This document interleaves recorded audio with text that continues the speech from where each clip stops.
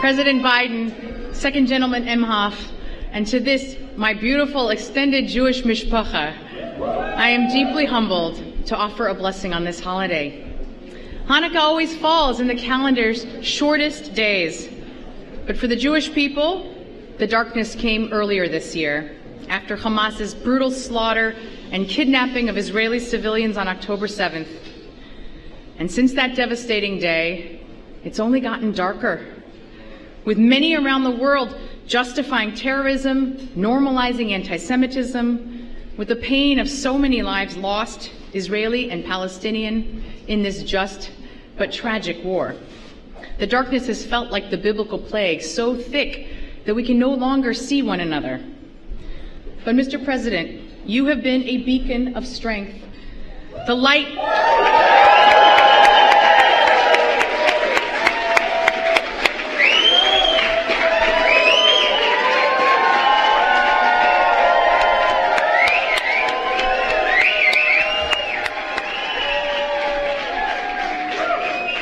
good thing to say. The light of your moral clarity in your first speech on October 10th brought tears to our eyes. You've been a steadfast supporter of Israel's right to defend itself, a trusted and true friend of the Jewish people, and we are deeply, deeply grateful. And tonight, we gather in front of a symbol of our unbreakable bond.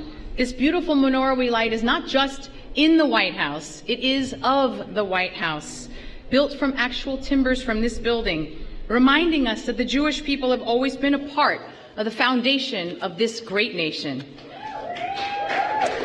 And tonight, we are further blessed to be joined by 5 candlelighters, White House staffers, all descendants of Holocaust survivors, whose flames burn brightly in them.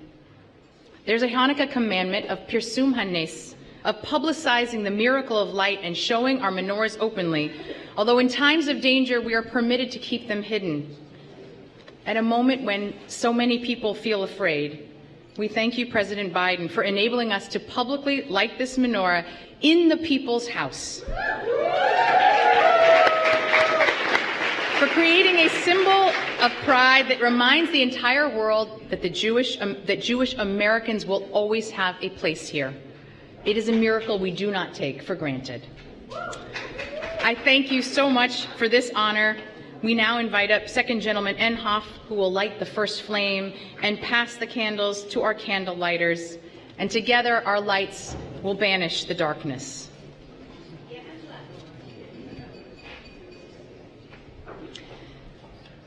Baruch atah Adonai Eloheinu melech haolam asher kidshanu b'mitzvotav v'tzivanu lehadlik ner shel Hanukkah.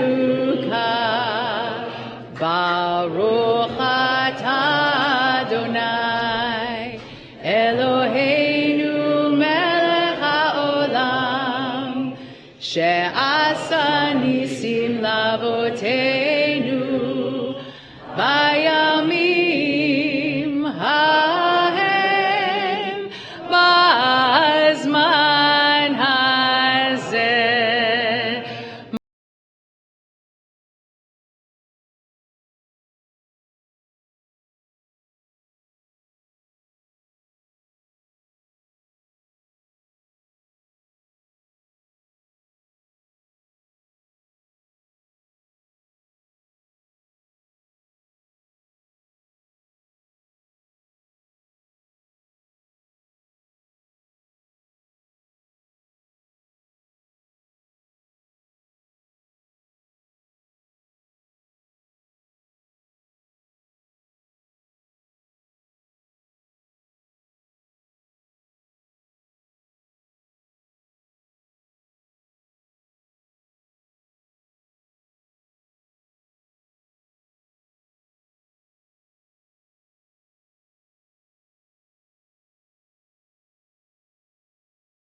Of the United States.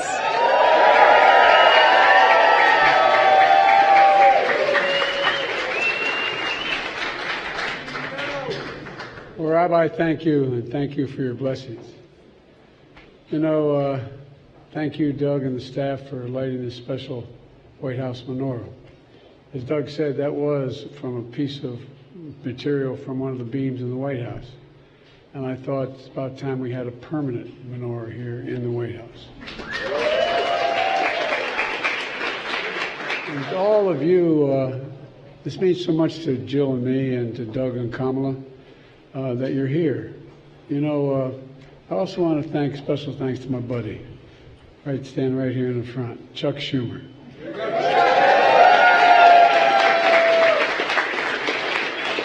Chuck's our leader in the Senate. He's a great leader. He recently delivered a powerful and historic speech, and I mean a powerful and historic, combating anti-Semitism. I encourage everyone to read it. Everyone in America should read it. Chuck, thank you, pal. You always stand up. The Talmud says what comes from the heart goes to the heart. That's the warmth and kinship I feel so deeply with the Jewish community. I got in trouble, got criticized very badly by the southern part of my state and some of the southern parts of the country when 35 years ago I said, you don't have to be a Jew to be a Zionist, and I'm a Zionist. And by the way, you don't have to be a Jew to be a Zionist. Hanukkah is a timeless story of miracles. Think about it. You know, from the Maccabees defeating one of the history's most powerful empires on an oil lasting 8 days was a miracle all by itself. The flame of faith that endures from tragedy to persecution to survival and to hope. That's what it survives to, survival and hope. But we know this year's Hanukkah is different. It's been 65 years since the deadliest day of the Jewish people since the Holocaust. 65 years. Most of you, and I got to meet with 5 survivors downstairs. That's why we're a little bit late. 5 survivors in each of the camps. I've taken all my children when they turned 14 years of age, my 3 children who lived and my 5 grandchildren. When they're 14 years old, I put them on a plane, I take them to Dachau because I want them to see. I want them to spend the day there and see. You can't pretend you don't know. Silence is complicity. Most of you know someone directly or indirectly, a family, a friend, and stolen from you, or wounded, traumatized, or called up in the reserves in this last attack in Israel.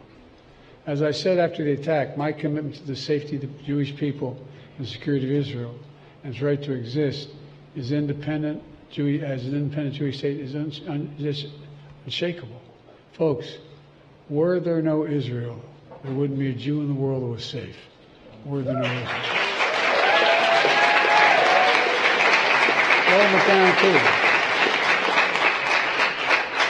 I make no bones about it. I've had my differences with some Israeli leadership.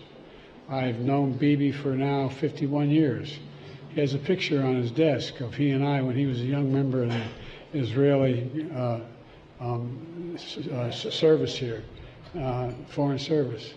And I was a 32-year-old senator. And I wrote on the top of it, Bibi, I love you, but I don't agree with the damn thing you have to say. It's about the same today. I love it. But look, it's a tough spot. It's a tough spot. We continue to provide military assistance to Israel until they get rid of Hamas.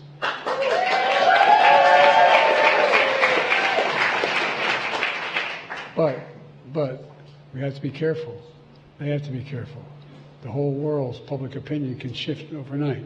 We can't let that happen. We're working relentlessly for the safe return of the hostages. I personally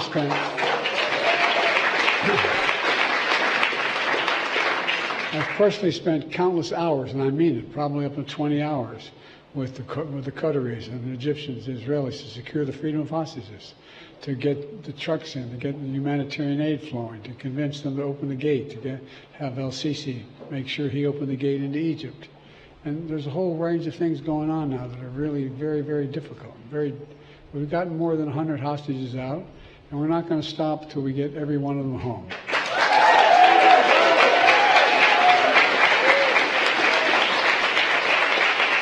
And we'll continue to lead the world in humanitarian assistance to innocent Palestinian civilians. We'll emphasize to our friends, to our Israeli friends, we need to protect civilian life. And let me be clear, Hamas using rape, sexual violence, and terrorism and torture Israeli women and girls is appalling and unforgivable. And you should, when I was there, saw some of the photographs. It's beyond comprehension. We all have to condemn such brutality without equivocation, without exception.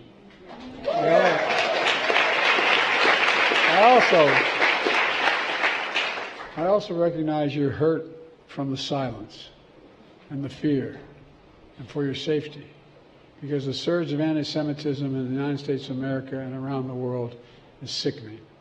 You know, we see it across our communities and schools and colleges and social media.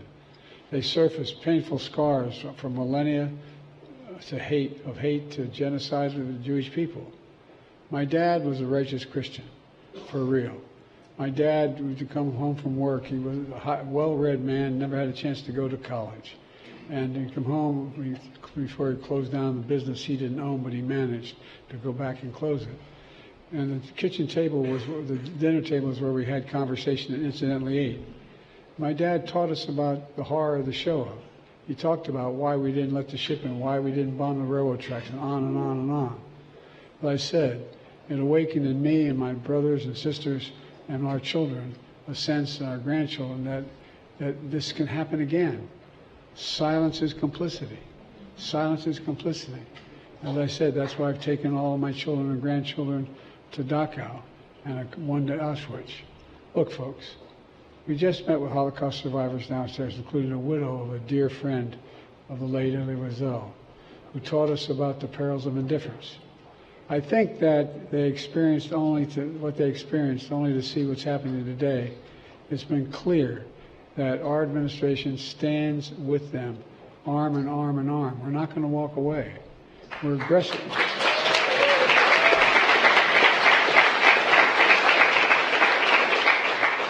We're addressing and implementing the first ever national strategy to combat anti-Semitism, prosecuting hate crimes, addressing anti-Semitism in schools, increasing security around Jewish centers of life, and more. We're calling upon all Americans to make clear there is no place for hate in America against Jews, Muslims, or anybody else. I such a lot of Jeb Lipschitz, the Holocaust expert and the first American ambassador-level special envoy to monitor and combat anti-Semitism around the world. It matters. You know, in this moment, we must hold to the core values that make us Americans: equality, justice, freedom, dignity, respect. Values that, from the inception of our nation, have shaped the culture, the contributions, and the values of Jewish Americans, including all of you, including nearly 300,000 Jews who peacefully rallied on the National Mall last month with enormous pride, unity, even joy in the face of extraordinary pain.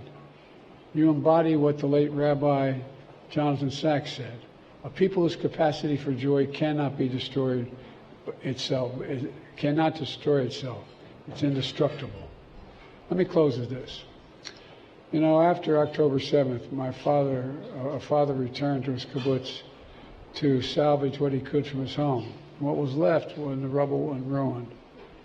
The home, which he had hidden in with his wife and his daughter for 20 hours before being rescued, a home in the same neighborhood where his beloved son was brutally murdered. Unlike the ancient Hanukkah story, buried piles of shattered glass, burned debris, and bullet-riddled walls, he pulled something from the ashes fully intact, a menorah. That's now on display in the foyer of this White House, your house, just outside this room. He gave it to the President of Israel, who lent it to the Ambassador Jack Lew, a symbol of the Jewish people that not only survive, but heal, rebuild, and continue to shine their light in the world. A reminder to hold on to the miracle of hope and faith. Because when we do, no night is so dark we can't find light. No night is so dark we can't find light. No one knows that better than the Jewish people. So, ladies and gentlemen, happy Hanukkah, and God bless you all.